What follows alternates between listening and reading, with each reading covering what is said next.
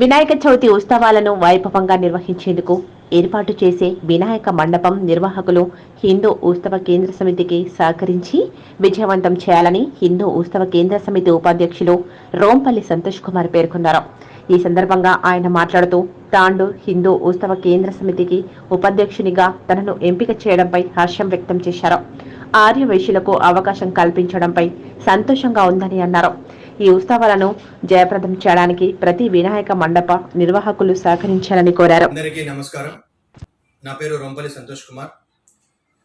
ఈరోజు తాండూర్ హిందూ ఉత్సవ కమిటీ ఉపాధ్యక్షులుగా నాకు అవకాశం కల్పించిన చైర్మన్ గారికి, గౌరవ అధ్యక్షుల వారికి, కార్యదర్శి గారికి, కోశాధికారి గారికి, అలాగే కమిటీ సభ్యులందరికీ, ముఖ్యంగా ఈరోజు వైశ్యులకు అవకాశం కల్పించడం చాలా సంతోషకరమైన విషయం.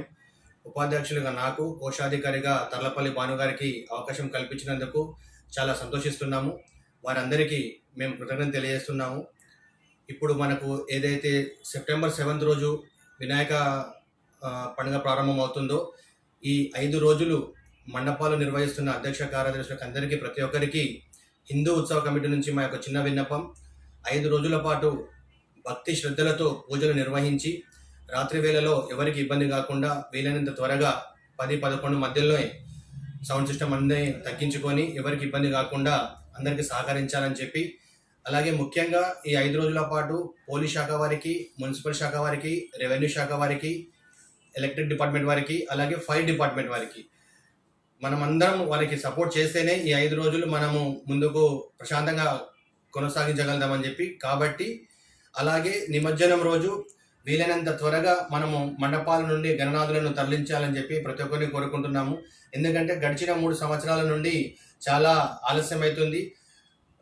లాస్ట్ ఇయర్ చుట్టుపక్కల నుండి వచ్చిన ప్రజలందరూ, పట్టణ ప్రజలందరికీ చాలా నిరాశగా వెనుదిరగడం జరిగింది. ఎందుకంటే చాలా లేట్ అయింది. కాబట్టి ఈసారి ఆ మిస్టేక్ జరగకుండా మనము త్వరగా గణనాథులను తరలించి నిమజ్జనం రోజు కూడా పోలీస్ శాఖ వారిని మనం అందరం సహకరించాలని చెప్పి ప్రతి ఒక్కరిని కోరుకుంటూ, అలాగే రాబోయే రోజుల్లో హిందూ ఉత్సవ కమిటీకి సంబంధించిన ధార్మిక కార్యక్రమాలు ఏమున్నా కూడా నా వంతుగా ముందుకు కొనసాగుతానని చెప్పి, ఈ అవకాశం కల్పించిన పెద్దలందరికీ, ప్రతి ఒక్కరికి పేరు పేరున కృతజ్ఞతలు తెలియజేస్తూ ముగిస్తున్నాను. గణేష్ మహారాజ్ కి జై. గణేష్ మహారాజ్ కి జై. చేయండి, షేర్ చేయండి, కోసం ఛానల్ ని సబ్స్క్రైబ్ చేయండి. అలాగే ఇక్కడ ఉండే ఈ గంట సింబల్ ని క్లిక్ చేయండి. మేము అప్డేట్ చేసే ప్రతి వీడియో నోటిఫికేషన్స్ మీకు వచ్చేస్తాయి.